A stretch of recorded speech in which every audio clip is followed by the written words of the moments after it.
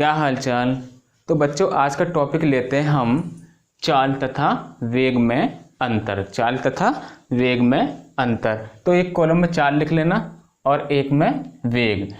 English में चाल को स्पीड बोलते हैं और वेग को वेलोसिटी। तो नंबर 1 लेते हैं चाल में। चाल एक अदिश राशि है, ये सभी जानते हैं। चाल एक कैसी राशि है? अदिश राशि, क्योंकि चाल को दिशा की आवश्यकता नहीं होती, केवल परिमाण की आवश्यकता होती है। ठीक है। वेग कैसी राशि है? सदिश राशि है। ठीक है। अब सेकंड अंतर देखते हैं। वस्तु द्वारा प्रति एकांक समय में तय की गई दूरी को चाल कहते हैं। ठीक है। वस्तु द्वारा प्रति एकांक समय में तय की गई दूरी को चाल कहते हैं। ठीक। अब वेग देखो। वस्तु द्वारा प्रति एकांक समय में तय किए गए विस्थापन को वेग कहते हैं। ठीक है। प्रति एकांक समय में तय किए गए विस्थापन को क्या कहते हैं? वेग। और उसमें दूरी को, ठीक है, और इसमें क्या कहते हैं? विस्थापन को। ठीक है। दो अंतर ये हो गए। थर्ड है इसमें, यदि किसी वस्तु का वेग बदलता है तो यह आवश्यक नहीं है कि उसकी चाल भी बदले। ठीक है। यदि किसी वस्तु का वेग बदलता है तो यह आवश्यक नहीं है कि उसकी चाल भी बदले। ठीक। थर्ड नंबर वेग में, यदि किसी वस्तु की चाल बदलती है तो यह आवश्यक है कि उसका वेग बदल जाएगा, क्योंकि चाल परिवर्तन को क्या बोल देते हैं? हम वेग बोल देते हैं। ठीक है। वेग क्या होगा? अवश्य हमारा बदल जाएगा यदि किसी वस्तु की चाल बदलेगी तब। ठीक है। 4 नंबर, चाल सदैव धनात्मक होती है। ठीक है। चाल कैसी होती है? धनात्मक होती है। और वेग धनात्मक भी हो सकता है, ऋणात्मक भी हो सकता है और शून्य भी हो सकता है। वेग धनात्मक, ऋणात्मक और शून्य भी हो सकता है। ठीक है। लास्ट नंबर 5, दिए गए समय अंतराल में वस्तु का वेग शून्य होने पर यह आवश्यक नहीं है कि वस्तु की चाल भी शून्य हो। क्या मतलब? दिए गए समय अंतराल में वस्तु का वेग शून्य होने पर यह आवश्यक नहीं है कि उसकी चाल भी शून्य हो।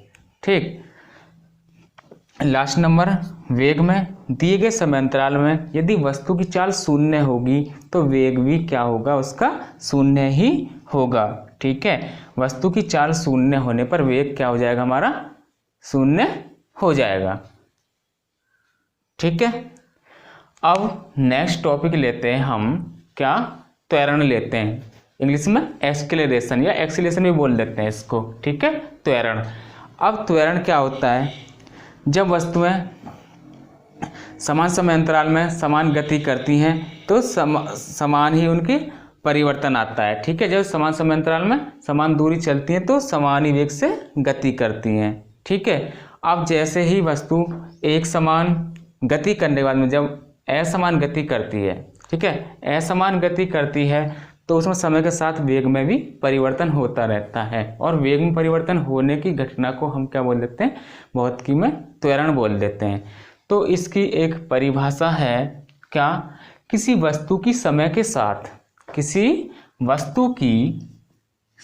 साथ वेग में परिवर्तन की दर को त्वरण कहते हैं।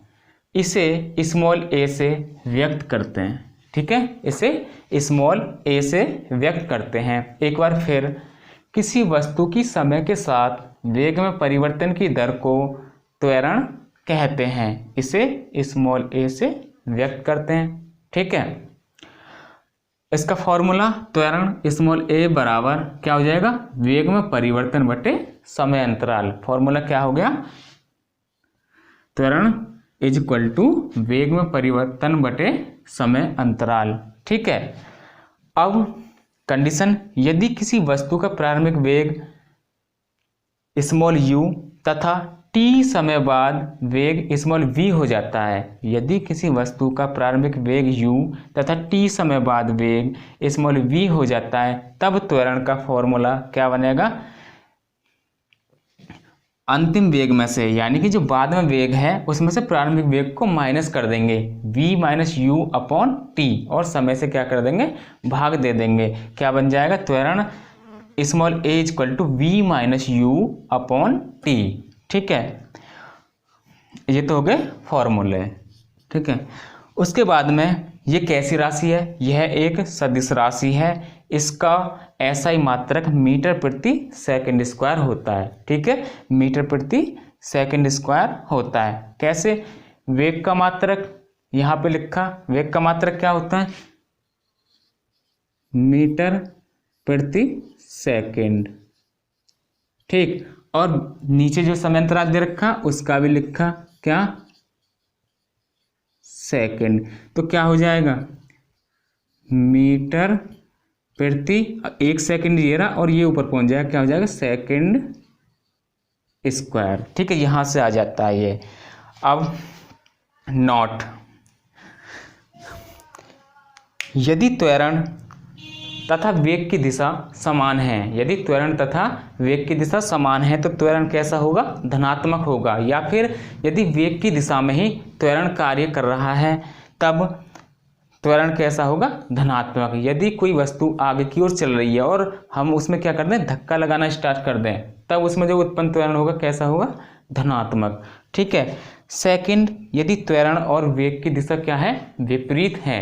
जैसे कोई वस्तु सामने से आ रही है, ठीक है, और हम क्या करते हैं, उसमें धक्का लगाना स्टार्ट करते हैं, उसकी विपरीत दिशा में धक्का लगाना स्टार्ट कर देते हैं, तो उस कंडीशन में त्वरण कैसा होगा, ऋणात्मक होगा और मंदन हो जाएगा। वो वस्तु क्या करेगी, रुकना स्टार्ट कर देगी। ठीक है, क्या कर देगी, रुकना स्टार्ट कर देगी। इसी को क्या बोलेंगे हम, मंदन। जब विपरीत होगा तो ऋणात्मक त्वरण होगा, जब समान दिशा में होंगे दोनों तो धनात्मक त्वरण होगा। ठीक है, अब आता है एक समान त्वरित गति। ठीक है, क्या होती है एक समान त्वरित गति, यदि किसी वस्तु के, यदि सरल रेखीय गति करती हुई, यदि सरल रेखीय गति करती हुई वस्तु के वेग में समान समय अंतराल में समान परिवर्तन हो तो वस्तु का त्वरण एक समान त्वरण कहलाता है। तो वस्तु का त्वरण एक समान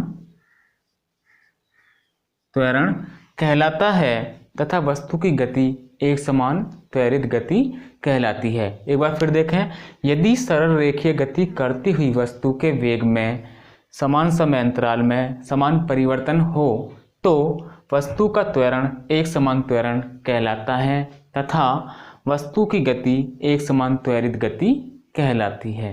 ठीक है, अब उदाहरण जैसे गुरुत्व के अंतर्गत मुक्त रूप से गिरती हुई वस्तु की गति, गुरुत्व के अंतर्गत मुक्त रूप से गिरती हुई वस्तु की गति क्या कहलाएगी, एक समान त्वरित गति। जैसे ये कोई वस्तु है और मुक्त रूप से नीचे की ओर छोड़ी जाती है, ठीक है, तब यहाँ पर जो त्वरण कार्य करेगा वो कैसा त्वरण होगा, एक समान यानी कि नियत। और ये गति किसके अंतर्गत होगी, गुरुत्व के अंतर्गत, यानी कि इस पे जो त्वरण कार्य करेगा G = 9.8 मीटर प्रति सेकंड स्क्वायर कार्य करेगा। ये क्या नियत त्वरण है। ठीक है, अब सेकंड आता है असमान त्वरित गति।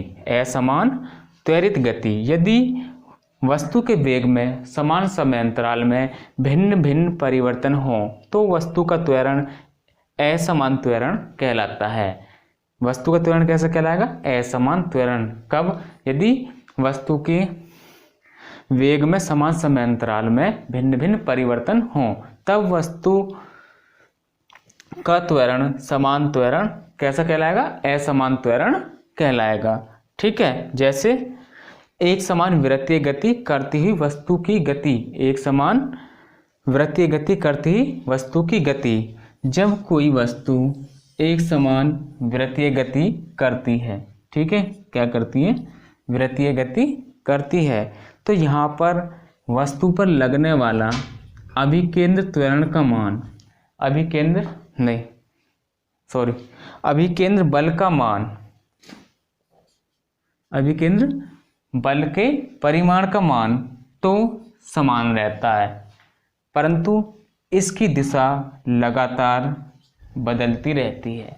ठीक है, दोबारा समझें, जब कोई वस्तु एक समान वृत्तीय गति करती है तो वस्तु पर कार्य करने वाला अभिकेंद्र बल के परिमाण का मान तो समान रहता है, परंतु इसकी दशा लगातार बदलती रहती है। और एक समान वृत्तीय गति क्या कहलाती है? एक समान असमान त्वरित गति कहलाती है। ठीक है, असमान त्वरित गति कहलाती है। ठीक, तो इस वीडियो में इतना ही, बाकी नेक्स्ट ग्राफीय विधि पढ़ाएंगे। क्या? ग्राफीय विधि, यानी कि गति को ग्राफ के रूप में व्यक्त करेंगे। ठीक है।